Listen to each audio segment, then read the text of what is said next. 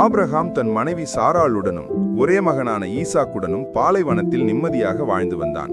திடீரென்று ஒரு இரவு கடவுளின் குரல் அவனது விசுவாசத்தை சோதிக்கும் ஒரு அதிர்ச்சியான கட்டளையை பிறப்பித்தது. நீ நேசிக்கும் உன் குமாரன் ஈசாக்கை பலியிடு. பெரும் துயரத்துடன் ஆனால் உறுதியான கீழ்ப்படிதலுடன் ஆபிரகாம் விறகுலடையும் ஈசாக்கையும் அழைத்துக் கொண்டு மோரியா மலை நோக்கி பயணப்பட்டான். மலையின் மீது செல்லும்போது பலிக்கான ஆட்டுக்குட்டியை பற்றி ஈசாக்கு கேட்டபோது கடவுளே பார்த்துக் கொள்வார் என்று விசுவாசத்துடன் பதிலளித்தான் ஆபிரகாம்.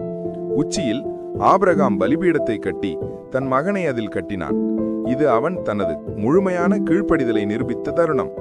கத்தியை உயர்த்திய கடைசி நொடியில் ஈசாக்குக்கு பாதிப்பு வரக்கூடாது என்று வானத்திலிருந்து ஒரு தூதன் ஆபிரகாமை தடுத்தான். ஆபிரகாமின் விசுவாசம் நிரூபிக்கப்பட்டது. கண்ணிமிர்ந்து பார்க்கையில் கொம்புகளில் சிக்கியிருந்த ஒரு ஆட்டுக்கடாவை கண்டான். அதனை பிடித்து ஈசாக்குக்கு பதிலாக அதை மகிழ்ச்சியுடன் பலி செலுத்தி அந்த இடத்திற்கு யெகோவா ஈரை என்று பெயரிட்டான்.